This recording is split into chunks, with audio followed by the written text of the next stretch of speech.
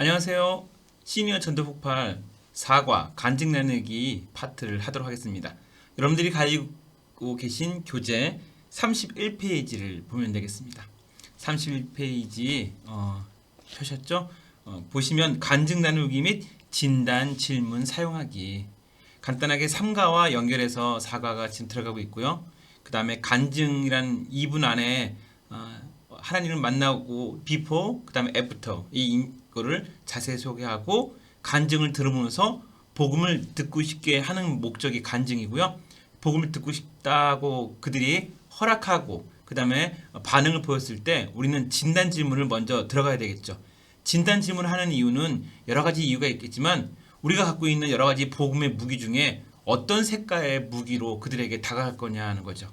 그리고 시니어 전도 폭발 교재에 나와 있는 진단 질문보다는 여러분들이 그 교환에 나와 있는 전문에 나와 있는 삶의 만족도 100으로 접근하는 걸로 우리 시니어 전도 폭발은 정했습니다. 그래서 그 부분만 좀 유의해 주시면 될 것 같고요. 먼저 교재로 가보겠습니다.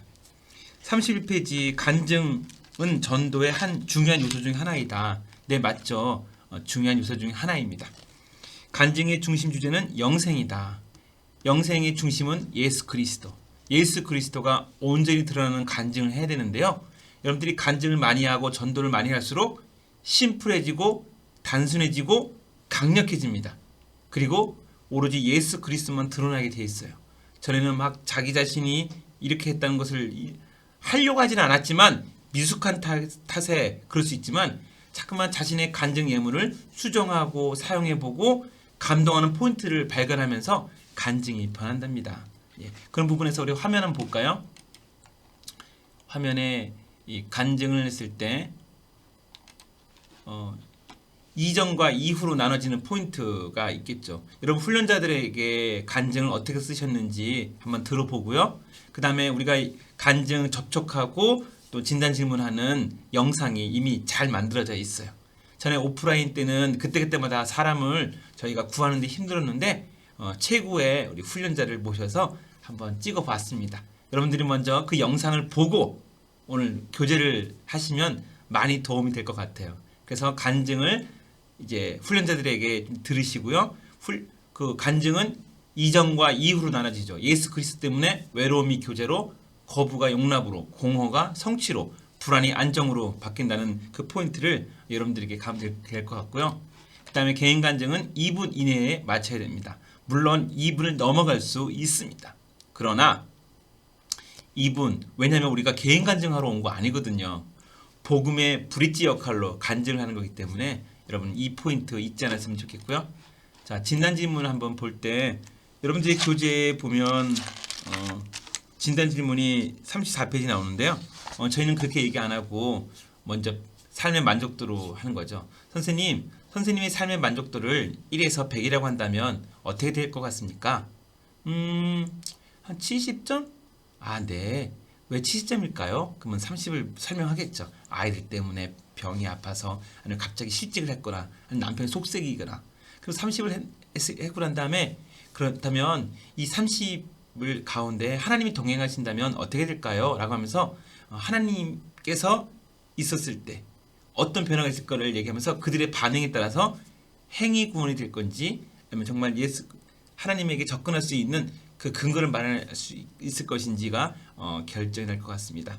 그래서 삶에 대한 만족도를 100점 만점으로 한다면 질문하고, 어떻게 하면 삶의 만족도가 되냐고 질문하고 나면 그 메꾸기 위해서 돈이 필요하다, 건강이 필요하다 얘기하겠죠. 그래서 그 삶에 행위 구원과 여러 가지 또한 겉모양만 그리스도인인지 아니면 아예 하나님은 신을 아예 영접하지도 않는 사람인지 이런 포인트가 나옵니다.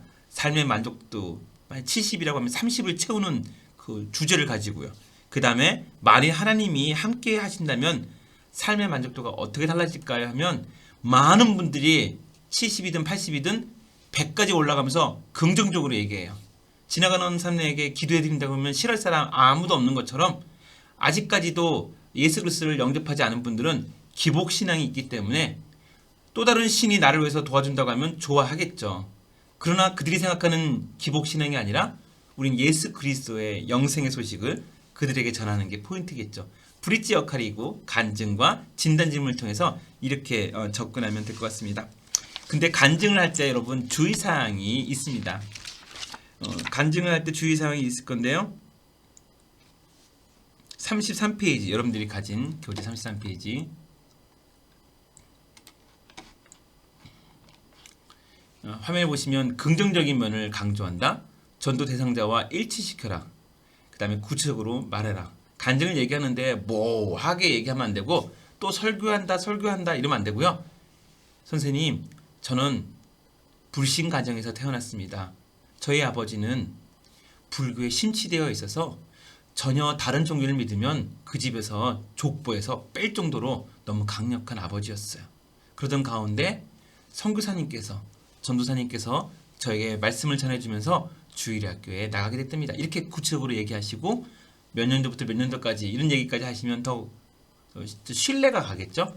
이런 식으로 구체적으로 얘기하시고 일반 사람들에게는 의미가 없는 전문 용어들을 피했으면 좋겠어요. 그래서 영생과 성호의 과정을 걸었어요. 삑 이러면 안 되고요. 그때 내가 얼마나 하나님 앞에 하나님이라는 분이 어떤 분인지 너무나 나의 부족한 아버지에 대한 사랑이 부족했는데 하나님이 그걸 채워주셨어요. 이런 은혜와 어떤 성화와 이런 단어 말고 그들이 볼 때 일반적인 용어인데 시장 언어라 그러거든요. 그들의 시장 언어를 가지고 은혜의 언어로 의미를 담아서 전달하는 거 굉장한 중요한 포인트고요. 하나님의 신실하심에 초점을 맞췄으면 좋겠고 그 다음에 하다 보면 여행담, 무용담에 빠질 수 있겠죠. 제가 이렇게 전도하니까 많은 사람이 왔어요. 이런 건 부흥 집회에서는 하는 거고요. 간증할 땐 그것이 아니고 내가 어떤 뭐 여행했는데 이런 것 다 빼고요. 개인적인 자랑 다 빼고 예수 그리스도만 홀로 드러나는 것이 제일 중요하고요. 한 가지 개념을 선택해라. 그래서 간증을 할 때 내가 만약에 하나님의 신실하심이라든지 아니면 하나님의 어떤 능력이라든지 아니면 하나님의 어떤 궁율의 사랑이라든지 이런 부분들 포인트 하나만 하면 좋을 것 같아요. 여러분들이 개인 간증 한 두세 개 정도 만들어 놓으면 너무 좋습니다. 그리고 하나하나 실전에 사용해 보면서 자기에게 맞는 스타일이 있어요. 그리고 아까 보다시피 전도 대상자와 일치시켜라. 그 간증 포인트를 세 가지를 가지고 있는데 이 중에서 뭘 꺼낼 건지를 여러분들이 준비하시면 될 것 같습니다. 이렇게 여러분 간증 잘 나누시고요. 진단 질문할 때 우리 뉴시즌 2에서는 삶의 만족도 1에서 100까지 그리고 그분들이 70에서 뭐 80 아니면 40 얘기했을 때 그러면 이것을 100으로 채운다면 무엇이 더 필요할까요? 얘기하시고 그 다음에 만약에 하나님이 함께 계신다면 삶의 만족도가 어떻게 될까요? 이런 식으로 해서 여러분들이 접근을 하면 복음의 브릿지 포인트가 일어날 거예요. 그리고 우리가 하는 것이 아니라 성령 하나님이 한다는 것을 아시고 우리가 전도에 임한다면 여러분들에게 큰 은혜가 있을 것입니다. 오늘 사과 여기서 마치고요. 훈련자님과 함께 여러분 준비된 영상 보시고 오늘도 은혜 학습하시기 바랍니다. 화이팅!